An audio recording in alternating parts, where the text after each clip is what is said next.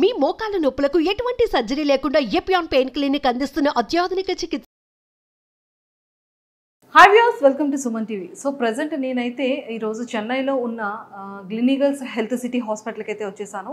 నాతో పాటు ఈరోజు డాక్టర్ శ్రీనివాసన్ డాక్టర్ గారు ఉన్నారు. సో డాక్టర్ గారు అయితే అంటే కంప్లీట్గా మన ఊపిరితిత్తుల గురించి కానీ లంగ్స్ గురించి సో ఎలాంటి ప్రాబ్లమ్స్ ఫేస్ చేస్తూ ఉంటారు, అసలు స్ట్రెస్ లెవెల్స్ వల్ల నిజంగా ఏమైనా ఎఫెక్ట్ అవుతుందా, లేదు అంటే మనం తీసుకున్నటువంటి రెగ్యులర్ లైఫ్ స్టైల్లో చేంజెస్ వల్ల ఎలాంటి ఎఫెక్ట్ ఉంటుంది, అండ్ అలానే ఈ స్మోకింగ్ అండ్ డ్రింకింగ్ వల్ల వచ్చే ప్రాబ్లమ్స్ ఏంటి, అండ్ ఆస్తమా వల్ల ఎంతవరకు ఎఫెక్ట్ అవుతుంది, ఇలాంటివి మనకి చాలా డౌట్స్ ఉంటూనే ఉంటాయి. కాబట్టి ఈరోజు మరి సీనియర్ డాక్టర్తో మాట్లాడి చాలా విషయాలు క్లియర్గా తెలుసుకుందాం. Hello sir. హలో మా, welcome to Suman TV.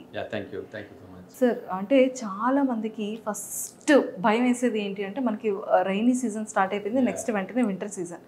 Winter రాగానే చాలామంది అనుకుంటారు, అమ్మ బాబాయ్ ఇప్పుడు వింటర్ స్టార్ట్ అయిపోయింది, కూలింగ్ అంతా ఉంటుంది, నేను అసలు ఐస్ క్రీమ్ తినకూడదు, కూలింగ్ వాటర్ తాగకూడదు, నాకు ఆస్తమా ఉంది.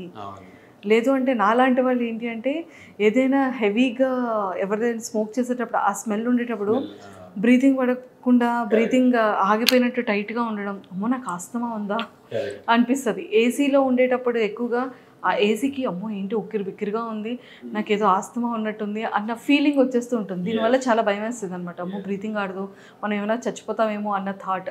అసలు ఈ ఆస్తమా అంటే ఏంటి, మనం ఇది ఆస్తమా ఉంది అని మనం ఎలా కనిపెట్టచ్చు? సో ఇదేంటంటే రియాక్టివ్ ఎయిర్వే డిసీజ్ అంటారు. ఇది రివర్సిబుల్ ఎయిర్వే డిసీజ్ అనమాట. సో ఇదేంటంటే నార్మల్గా మన ఎయిర్వే, మన గాలి మనం తీసుకుంటాం, ముక్కులో నుంచి లోపలికి వెళ్ళి ఊపిరితిత్తులోకి వెళ్తుంది. అది బ్రాంకస్లో ఏదైనా మనము పీల్చేటప్పుడు దాంట్లో డస్ట్ లేకపోతే ఏదైనా స్మోక్లో ఉన్న పార్టికల్స్ లేకపోతే క్లైమేట్ చేంజెస్. సో ఇది ప్లస్ కొంతమందికి ఏమందంటే ఆల్రెడీ వాళ్ళకి జెనెటిక్గానే వాళ్ళకి కొంచెం ఆ ప్రొపెన్సిటీ ఉంటుంది అన్నమాట. సో అమ్మ నాన్నకి ఆస్తమా ఉంటుంది, లేకపోతే చిన్నాన్న పెద్దనాన్నకి ఎవరికైనా ఆస్తమా, లేకపోతే వాళ్ళ తాత నాన్నమ్మ అట్లా వాళ్ళకి ఎవరికైనా ఉంటుంది అనమాట. జెనెటిక్గా కొంతమందికి ఉండొచ్చు అనమాట. సో వాళ్ళకి ఏమవుతుందంటే ఈ చలికాలం వచ్చినప్పుడు కానీ ఈ ఇట్లా చల్లగా ఏదైనా తీసుకున్నప్పుడు కానీ ఏమవుతుందంటే అది లోపలికి వెళ్ళి ఆ ఎయిర్వేలో ఉన్న అది బ్రాంకియల్ రిసెప్టార్స్లో పోయి టచ్ అవ్వగానే ఏమవుతుందంటే ఇట్ విల్ కాస్ ఇన్ఫ్లమేషన్. ఆ ఇన్ఫ్లమేషన్ అంటే ఏమవుతుందంటే అక్కడ సాఫ్ట్గా ఒక వెల్వెట్ కోటింగ్ లాగా ఉంటుంది అనమాట. అది ఏమవుతుందంటే స్వెల్ అవుతుంది. అది స్వెల్ అయినప్పుడు ఏమవుతుంది, అక్కడ స్పేస్ తగ్గిపోతుంది. అక్కడ స్పేస్ తక్కువ అయిపోయినప్పుడు వాళ్ళు గాలి తీసుకున్నప్పుడు వాళ్ళకి కష్టంగా గాలి లోపలికి పోతుంది అనమాట. అప్పుడు ఏమవుతుందంటే ఏదైనా మనం మాట్లాడుతూ ఉన్నప్పుడు సడన్గా ఒక పెద్దగా గాలి తీసుకొని వదలాలనిపిస్తుంది వాళ్ళకి. సో అది స్టార్టింగ్ అనమాట. అట్లనే కొంచెంగా వాళ్ళు అట్లనే దాన్ని ఇంపార్టెన్స్ ఇవ్వకుండా దానికి అట్లనే గ్రాడ్యువల్గా పోయిందంటే then they feel chest tightness అనమాట. ఇక్కడ మధ్యలో ఏదో అదిమినట్టు అనిపిస్తుంది అనమాట. సో ఇది ఇంకా కూడా అట్లనే ఇంకా కంటిన్యూ అయిందంటే కనుక then they will get the wheezing sound. So ఆ వీజింగ్ అనమాట. సో వీజింగ్ వస్తుంది అనమాట. So even emotional stress also can precipitate this. Okay sir. చాలా మందికి డౌట్ ఏంటి అంటే అసలు పల్మరీ ఫంక్షనల్ టెస్ట్ ఎందుకు చేస్తారు, ఎప్పుడు చేస్తారు? సో ఇదేంటంటే ఇప్పుడు మనం డయాగ్నోసిస్ చేయాలా. ఇప్పుడు ఈ పేషెంట్కి వీజింగ్ ఉంది అని మనకి ఎట్లా తెలుస్తుంది? పేషెంట్ చెప్తారు నాకు కష్టంగా ఉంది, ఇట్లా వీజింగ్ వస్తూ ఉంది సార్ అని చెప్పేవాళ్ళు కొంతమంది ఉంటారు. కొంతమంది ఏమంటారు, సార్ నాకు ఏదో ఒక రకంగా ఉంది అంటారు. సో అట్లాంటి ఇప్పుడు యూ హ్యావ్ టు మెజర్ వాళ్ళకి కరెక్ట్గా మనం ఒక డయాగ్నోసిస్. ఇప్పుడు మనం టెంపరేచర్ ఉంది, థర్మామీటర్ పెట్టి ఇంత ఉంది అని చెప్తాం కదా, అలాగా ఇప్పుడు నాకు ఆయాసం ఉంది, నాకు చెస్ట్ టైట్గా ఉంది, నాకు వీజింగ్ ఉంది అంటే you have to measure, you have to tell that by objectively అనమాట. You have to measure that. So అది మనము ఎట్లా చెప్తామంటే by doing pulmonary function test, spirometry అంటారు. సో దానిలో ఆ పేషెంట్ వచ్చి బాగా గాలిలో తీసుకొని అది నోట్లో ఒక చిన్నది ఒకటి ఇస్తారన్నమాట. సో అది నోట్లో పెట్టుకొని mouthpiece he has to blow and then he has to again take air through that. So అప్పుడు ఏమవుతుందంటే ఎంత వాల్యూమ్ లోపలికి వెళ్ళింది, ఎంత ఇన్స్పిరేషన్ ఎక్స్పిరేషన్ జరిగింది అనే దాన్ని బట్టి టోటల్ లంగ్ కెపాసిటీ దగ్గర నుంచి మనకు అన్నీ వచ్చేస్తాయి అన్నమాట. సో అప్పుడు దానిలో ఫ్రాక్షన్ ఆఫ్ ఎక్స్పైర్డ్ వాల్యూమ్ అని ఉంటుంది అనమాట ఇన్ 1 సెకండ్. అది ఎంత అమౌంట్ వచ్చింది అనేది మనకు తెలిసిపోతుంది అనమాట. అది లెస్ దాన్ ఇంత పర్సెంటేజ్ ఉంటే ఆయనకి ప్రాబ్లం ఉన్నట్టు అనమాట. సో అది ఎట్లా చేస్తామంటే దానికి రివర్సబుల్. సో ఇప్పుడు ఆస్తమా అంటే ఇట్ ఈస్ ఎ రివర్సబుల్ అని చెప్పాను మొదట మీకు. It's a reversible airway disease. అది ఎలా కనుక్కుంటామంటే పేషెంట్ని ఫస్ట్ ఒకసారి స్పైరోమెట్రీ చేసి రెండోసారి అతనికి మనం ఇన్హేలర్ ఇస్తాం. ఇన్హేలర్ అప్పుడే ఇచ్చేసి రెండు స్ప్రే ఇచ్చి ఆ తర్వాత మళ్ళీ ఇంకోసారి చేయమంటాం. మళ్ళీ ఇంకోసారి చేసేటప్పుడు there will if there is a response of greater than 120 ml or 200 ml of FeV1 or they increase in 12% first చేసినప్పటికీ రెండోసారి మందిచ్చి చేసినప్పుడు మనం చేస్తాం కదా, ఈ రెండింటికి డిఫరెన్స్ ఇప్పుడు 12% కంటే ఎక్కువ ఇంప్రూవ్మెంట్ వచ్చింది అంటే కన్ఫర్మ్ చేసేస్తాం. Okay okay. అది కాకుండా కొంతమంది అలర్జీ, నేసల్ అలర్జీ ఉంటుంది, ముక్కులో నీళ్లు కారడం, కళ్ళలో నీళ్లు కారడం, తర్వాత తుమ్ములు రావడం, ఇట్లా ఉంటాయన్నమాట చిన్నపిల్లలకి అందరికీ. సో వాళ్ళకి ఏదైనా ఒకసారి సీ ఫుడ్ ఏదైనా తింటే అలర్జీ వస్తుంది, ర్యాషెస్ వస్తుంది, ప్లస్ దాంతోపాటు కొంచెం ఆయాసం వస్తుంది, వీజింగ్ వస్తుంది. సో ఇది ఎట్లా కనుక్కుంటామంటే we will do skin prick test అనమాట. ఆ యాంటీజెన్స్ అన్ని ఇచ్చి ఈ దేనికి ఎంత రియాక్షన్ వచ్చింది అని చూసి హిస్టమిన్తో ఈక్వల్గా వచ్చిందా ఎట్లా ఉంది అని చూస్తాం అనమాట.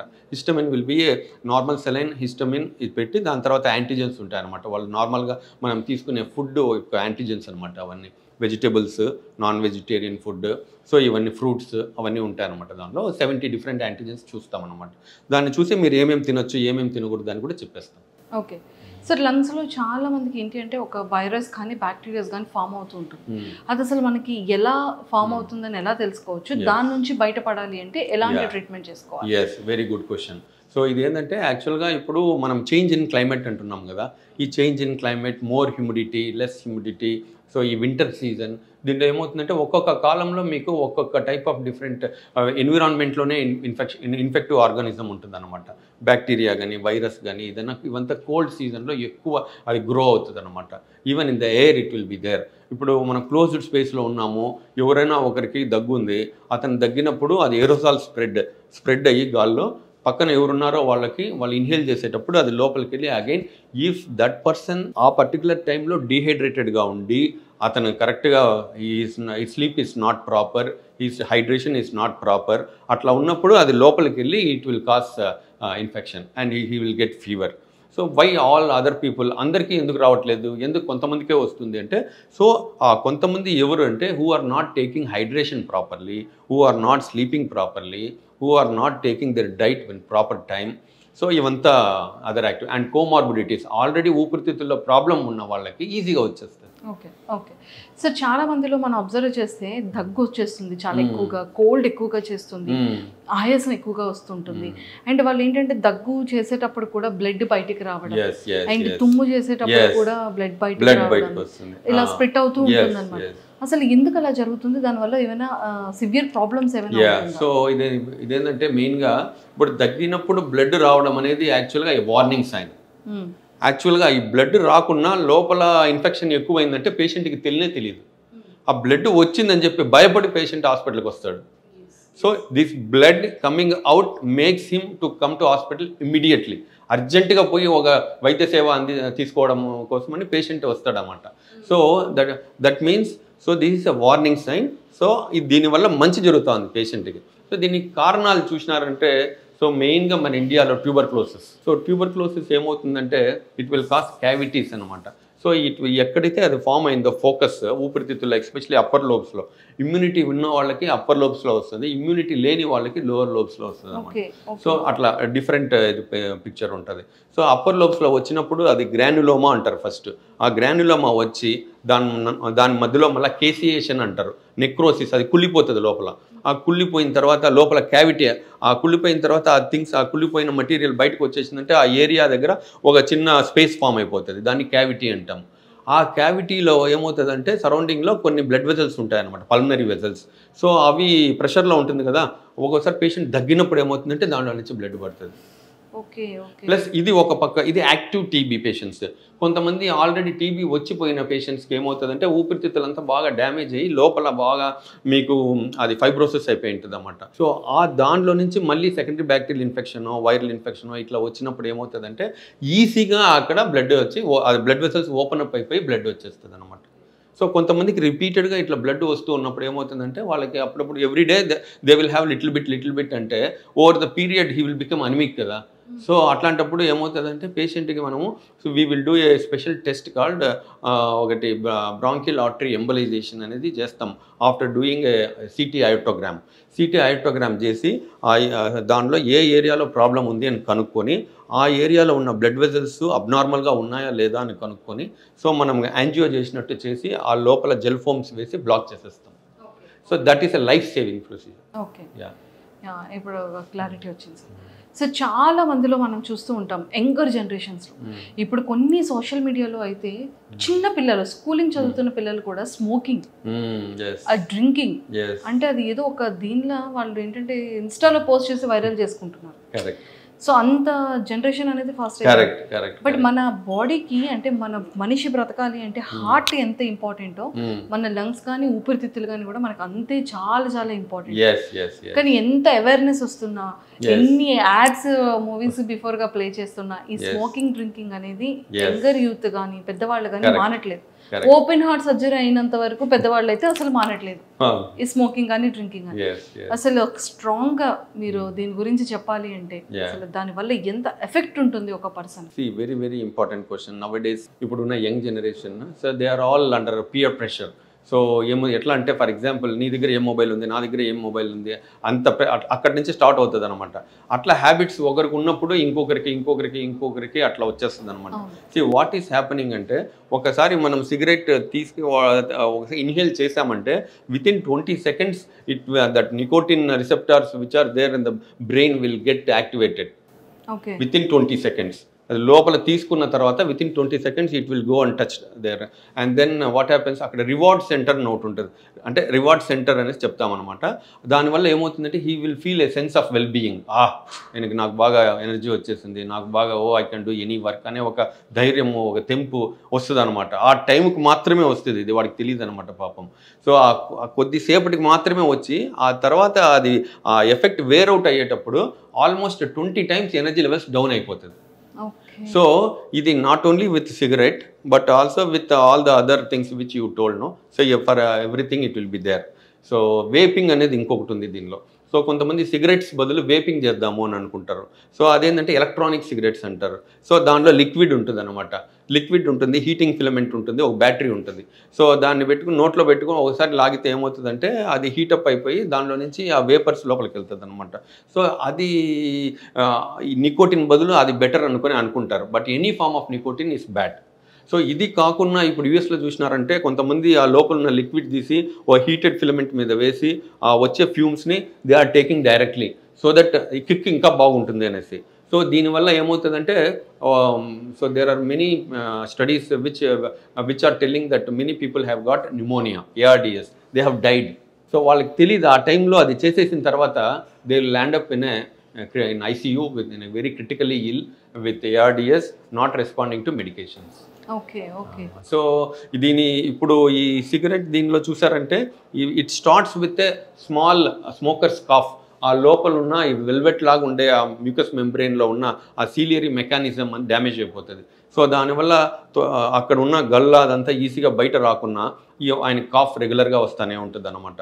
స్మోకర్స్ కాఫ్ అంటాం. ఊరికనే మధ్యలో అట్లా అంటూనే ఉంటారనమాట. But it will not be get cleared. నువ్వు any medicine if you take it will not clear. It will clear maybe that particular time, but again it will persist. So idi malli next cigarette potane unindante, so that means we will ask the patient how many cigarettes you smoke, since how long you are smoking. So anta mem aa data history తీసుకుంటాం patient రాగానే. So దాన్ని బట్టి పేషెంట్కి మనకు తెలిసిపోతుంది more than 10 years ఎవరైనా 20 cigarettes per day smoke చేస్తున్నారంటే after that even if they stop the disease will progress. And it will cause all the problems like obstructive airway disease, COPD, emphysematous changes, so respiratory failure. So ilaga potane untundi and it will lead to cancer. Yes, అంటే ఇది ఊపిరితిత్తులను కూడా చాలా పాడు చేస్తుంది కదా. Yes. Sir చాలా మందిలో అంటే అది వెళ్తే అది స్మోక్ చేస్తే గానీ వాష్రూమ్ కి రాదంటారు, అది స్మోక్ చేస్తే గానీ ఫుడ్ డైజెస్ట్ అవ్వదు అంటారు. సో అసలు ఎంతవరకు అది కరెక్ట్ అంటారు? సో ఇదేంటంటే సైకలాజికల్ ప్లేయింగ్ అంతే, ఇది సైకలాజికల్ గా ఇది పనిచేస్తుంది అనమాట. So when you take the puff, so it is directly, I told you, no, it is going and touching the dopamine receptors. So dopamine receptor is sense of goodness or sense of well-being లాగా అనిపిస్తుంది అనమాట. So ఆ దీంట్లో ఏమవుతుందంటే ఆయనకి అన్ని మంచివే జరుగుతాయి నాకు అనే ఫీలింగ్ అనమాట. సో ఈవెన్ ఈ మోషన్కి కూడా so they will have a link to this, so psychologically actually. So each one will have their own idanamata. So for example, few people when they brush in the morning, so immediately they will have that motility feeling. So కొంతమందికి newspaper చదువుతుంటేనే టక్కన్ they will have ఇది ఒక circuit లాగా ఒక connection మనమే develop చేసుకున్నట్టు అనమాట లెక్క. అంతేగాని this is not related to any relieving of constipation. Okay, thank you sir. And lung cancer చాలా మందికి ఏంటంటే తెలియదు, టెస్ట్ చేయించుకోరు, బట్ అది ముదిరిన తర్వాత బయటపడుతుంది, ఓ మై గాడ్ నాకు లంగ్ క్యాన్సర్ ఉంది. అసలు ఈ లంగ్ క్యాన్సర్ ఉన్న స్టార్టింగ్ మనకి సిమ్టమ్స్ ని ఎలా మనం కనిపెట్టొచ్చు? Yes absolutely. సి ఇప్పుడు మనము ఆ కాలంలో అంతా క్యాన్సర్ అంటే ఎండ్ ఆఫ్ లైఫ్ అనుకునే వాళ్ళం. So now the latest advancements have gone very very far. Okay, so ఇప్పుడున్న దీన్ని బట్టి మనము even a small nodule which is there in the lung, even it is 1 centimeter or 1, so you can easily diagnose, so and you can easily find out what exactly it is. So అంత స్టేజ్లో మనం ఉన్నాం అనమాట. So ఈ cancer ఇప్పుడు చూస్తే దానికి what are the causative factors అంటే, so you can see smoking is one of the bronchogenic కార్సినోమాకి వన్ ఆఫ్ ద లీడింగ్. ఇది ఎన్విరాన్మెంటల్ చేంజెస్, జాగ్రఫికల్ కండిషన్స్, అది జెనెటిక్గా కొంతమంది ఫ్యామిలీస్లో ఎవరికైనా క్యాన్సర్ ఉంటే వాళ్ళకి వచ్చేదానికి అవకాశం ఉంటుంది. కొంతమంది హూ స్మోక్, ఇప్పుడు నేను స్మోక్ చేస్తానంటే నేను స్మోక్ వదులుతున్నాను గాల్లో అంటే ఎవరైతే నా ఫ్రెండ్స్ స్మోక్ అది ఇన్హేల్ చేస్తున్నారో వాళ్ళకి వచ్చే అవకాశం ఉంటుంది. That is called second hand smoking or passive smoking. So వాళ్ళకి ఎస్పెషల్లీ లేడీస్, ఇప్పుడు ఇళ్లలో ఎవరైనా జెంట్స్ స్మోక్ చేస్తున్నారంటే ఆ ఫిమేల్కి ఎవరైతే వాళ్ళ వైఫ్ ఉన్నారో వాళ్ళకి వచ్చేదానికి అవకాశం ఉంటుంది. That is an Adreno carcinoma అనేసి అంటారు అనమాట. సో ఈయనకు వచ్చే బ్రాంకోజెనిక్ కార్సినోమా అనేసి అంటారు అనమాట. సో నాన్ స్మోకర్స్కి వచ్చేది అడినో కార్సినోమా. సో దీంట్లో పలు రకాలు ఉన్నాయన్నమాట. సో ఇది ఒక్కసారి ఇప్పుడు చాలా రకాలైన క్యాన్సర్స్ డయాగ్నాస్ చేసేటప్పుడు మనం అది కనిపెట్టే టయానికే అది బాగా స్ప్రెడ్ అయిపోయి ఉంటుంది. Okay, so that is one of the reason. కొన్ని ఏమవుతుంది మనకి తెలియకుండా, ఇప్పుడు నాకు I'm a smoker, I'm going for a medical checkup, he will ask for a complete ఇది బాడీ చెకప్. దాంట్లో ఒక సిటీ స్కాన్ చేయమంటాడు. ఆ సిటీ స్కాన్ చేసినప్పుడు ఏదో ఒక ఛాన్స్ ఫైండింగ్ లాగా చిన్న నాడ్యూల్ ఉంటుంది. ఆ చిన్న నాడ్యూల్ని మనము ఏంది అని చెప్పి బయాప్సీ చేసేటప్పుడు క్యాన్సర్ అని బయటపడుతూ ఉంది. Even this is not for smokers alone, even for normal people also it is happening. Because present day there are a lot of our genetic changes are happening, environmental changes are happening. So దీనివల్ల మనము అది diagnose చేసేదానికి ఇప్పుడు ముందైతే డిఫికల్ట్గా ఉండింది. ఇప్పుడైతే early we have a positron emission tomography అని చెప్పేసి పెట్ స్కాన్ అని. ఎక్కడైనా ఒక చోట డౌట్ వచ్చిందంటే మనం పెట్ స్కాన్ చేసినామంటే వేరే ఎక్కడైనా బాడీలో ఉందా అని తెలిసిపోతుంది. సో దీనికి ఇప్పుడు మెయిన్గా అర్లీ డయాగ్నోసిస్లో చూస్తే లో డోస్ సిటీ అంటారు. ఇప్పుడు లో డోస్, ఇప్పుడు మామూలు పేషెంట్స్కి బాగా ఫుల్ డోస్ ఇచ్చి చేస్తాం. ఇప్పుడు one person is a smoker, smoking for greater than 20 years, అతనికి ఒక సిటీ స్కాన్ చేసేదానిలో తప్పే లేదు. అదే లో డోస్ సిటీ సంవత్సరానికి ఒకసారి తీసుకోవచ్చు. సో దానివల్ల ఎక్కడైనా ఏమైనా ఇబ్బంది, ఏమైనా చిన్న నాడ్యూల్స్ కానీ ఏమైనా చేంజెస్ జరుగుతున్నాయా అని అర్లీగా మనం గుర్తుపట్టచ్చు. సో దీనిలో చాలామంది ఎట్లా వస్తారంటే, so loss of weight, loss of appetite, low grade fever, continuous dry కంటిన్యూస్గా వస్తూ ఉంటుంది. కొంతమంది దగ్గినప్పుడు రక్తం పడుతుంది. సో ఇవన్నీ దాని సిమ్టమ్స్ ఆఫ్ కాఫ్ అనమాట. So they will lose weight, loss of appetite, loss of weight మీరు చెప్పాను కదా. సో ఇలాగా పేషెంట్ ఎప్పుడైతే సిమ్టమ్స్ చెప్తారో ఇమీడియట్గా వీ విల్ హిస్టరీని బట్టి we will do some test అనమాట. అట్లా తెలుస్తుంది అనమాట మనకి జనరల్గా.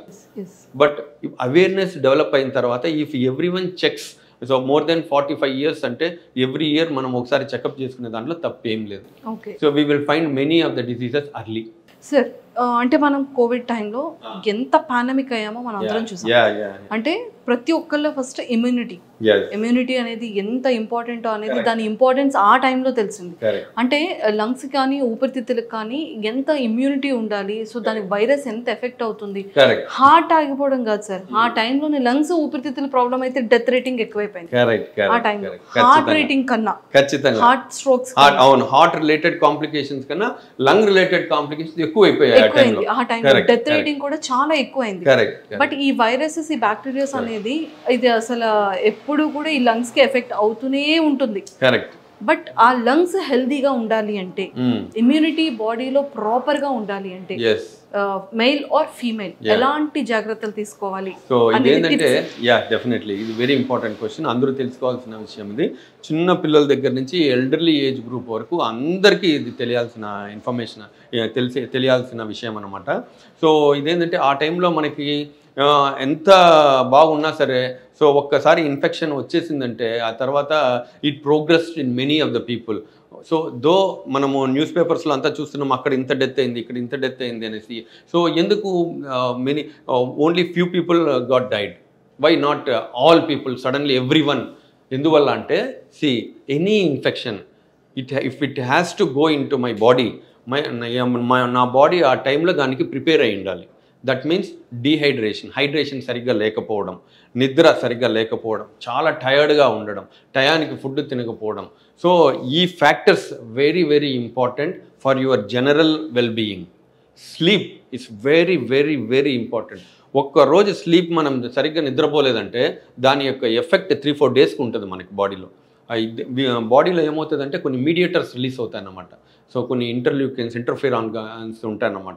సో ఈవెన్ TNF ఆల్ఫా అంటారు. So when it gets released your body will become more prone for any type of infection. Already ఉన్న ఇన్ఫెక్షన్ కూడా మళ్ళీ ఎక్స్పోజ్ అవ్వచ్చు అనమాట ఆ టైంలో. సో జనరల్గా మనం ఏదైతే ఇప్పుడు చెప్పానో, so these are the commonest things which we have to keep in mind. Sir ఒకటి అండ్ ఓకే, సో ఆ టైం మాస్క్ వేసుకొని మనం ట్రావెల్ చేయడము, తర్వాత ఇప్పుడు మనం చూస్తున్నాం కదా ఆ టైంలో. సో హ్యాండ్ వాషింగ్ ఇంపార్టెన్స్ మనం తెలుసుకున్నాము, మాస్క్ వేసుకొని మనం పోవడము. సో ఎవరినైనా సరే ఇప్పుడు దగ్గుతున్నానంటే కాఫ్ హైజీన్ కరెక్ట్గా చేయబెట్టుకొని మనం తగ్గడము. ఎవరికైనా ఒకరికి ఇన్ఫెక్షన్ ఉంది, ఫీవర్ ఉంది, కాఫ్ ఉందంటే అతన్ని కొంచెం మనము హాస్పిటలైజో లేకపోతే ఇంట్లోనే ఒక రూమ్లో ఉంచి అతనికి కరెక్ట్గా ట్రీట్మెంట్ ఇవ్వడము. సో ఇవన్నీ మనం చేసుకోవాలి. అంటే నేను చెప్పడము వాళ్ళని ఐసోలేట్ చేయాలని కాదు. Suppose if is having fever, cough ఇవన్నీ ఉంటే so take medical help as soon as possible. Sir అంటే ఇప్పుడు ఎక్కడ ఏ మెడికల్ స్టోర్స్లో చూసినా, ఎక్కడ ఏ సూపర్ మార్కెట్స్లో చూసినా ఇమ్యూనిటీ బూస్టర్స్ అని వచ్చేస్తుంది. నిజంగా తీసుకోవడం వల్ల ఇమ్యూనిటీ అంత బూస్ట్ అవుతుందా? సో ఇదేంటంటే, సో ఇప్పుడు ఆ టైంకి పేషెంట్కి ఏదో ఒకటి మనము ఇవ్వాలి అని ఒకటి, ఏదో ఒకటి చేసి కొంచెం అతనికి ఇమ్యూనిటీ బూస్టప్ చేయాలనేది ఒకటి. సో ఇది మనం ఒక పాజిటివ్ అప్రోచ్. ఇప్పుడు కౌన్సిలింగ్ ఇస్తాం పేషెంట్కి, ఎందువల్ల ఇస్తాం? ఏదో ఒకటి మంచి జరగాలని ఇస్తాం కదా పేషెంట్కి. ఆ టైప్లో we will give some immune boosters also for patients. అది ఎంతవరకు పనిచేస్తాయి అనేది తర్వాత సంగతి. కాకపోతే మనం తినే తిండి, మన నీళ్లు తాగడం టైంకి కరెక్ట్గా వెజిటేబుల్స్ కానీ, ఫ్రూట్స్ కానీ, తర్వాత ఈ డ్రై ఫ్రూట్స్ కానీ, సో మనం ఇవి వెజిటేబుల్స్, గ్రీన్ లీఫీ వెజిటేబుల్స్ ఇవన్నీ మనం కరెక్ట్గా తినడము. సో ఇది కరెక్ట్గా మనం తింటేనే మనకు కావాల్సింది మనకు వచ్చేస్తుంది. కాకపోతే ఆ టైంలో మనకి సప్లిమెంట్స్గా ఇది యూస్ అవుతాయి ఇమ్యూన్ బూస్టర్స్ ఇవన్నీ. So we give for actually some of the patients there are some medications which actually work, because there are some many of the immune boosters which దాంట్లో ఎన్ని ఈ రీసెర్చ్ అయ్యి బయటకు వచ్చినవి ఎవిడెన్స్ బేస్డ్ ఎన్ని ఉన్నాయో నాకు తెలీదు. But there are few medications which will definitely work. Okay sir, ఏ ఫ్రూట్ తింటే చాలా తొందరగా మన ఇమ్యూనిటీని మనం బూస్ట్ చేసుకోవచ్చు? So one is the kiwi and orange. అంటే ఆ టైంలో అబ్సల్యూట్లీ. సో ఒకటి ఏంటంటే ఈ రెస్పిరేటరీకి సంబంధించింది, ఎస్పెషల్లీ ఈ వీజింగ్ ఇదంతా రావడానికి ఈ సిట్రస్ ఫ్రూట్స్ కొన్ని కారణం. ఎస్పెషల్లీ లెమన్, ఆరెంజ్ ఇవన్నీ కొన్ని మనం ఫ్రిడ్జ్లో పెట్టి మనం తినడం కానీ, సో చల్లగా ఏమన్నా తాగడం కానీ, సో దానివల్ల ఇవన్నీ వస్తాయన్నమాట. సో జనరల్గా మేము చెప్పేది ఏంటంటే యాపిల్, తర్వాత పప్పాయ, సపోటా, సో మిగతా ఫ్రూట్స్ ఎస్పెషల్లీ సిట్రస్ ఫ్రూట్స్ తప్ప మిగతా అటువంటి తినమని చెప్తాం మేము జనరల్గా. But sometimes we give vitamin C also for not this patient, for other patient. Thank you sir, thank you so much. So చూసారు కదా, అంటే సార్ చాలా క్లియర్గా చెప్పారు. అంటే మనం ఎలాంటి ఫుడ్ తీసుకోవాలి, స్లీప్ అనేది ఎంత ఇంపార్టెంట్, అండ్ టైంకి ఫుడ్ అనేది ఎంత జాగ్రత్తగా తీసుకోవాలని. సో చెన్నైలో ఎవరు ఉన్నా కూడా సో ఖచ్చితంగా డాక్టర్ గారిని కలవాలి అనుకుంటే కింద స్క్రోల్ అవుతున్న కాంటాక్ట్ నెంబర్కి కాంటాక్ట్ అవ్వండి. Thank you.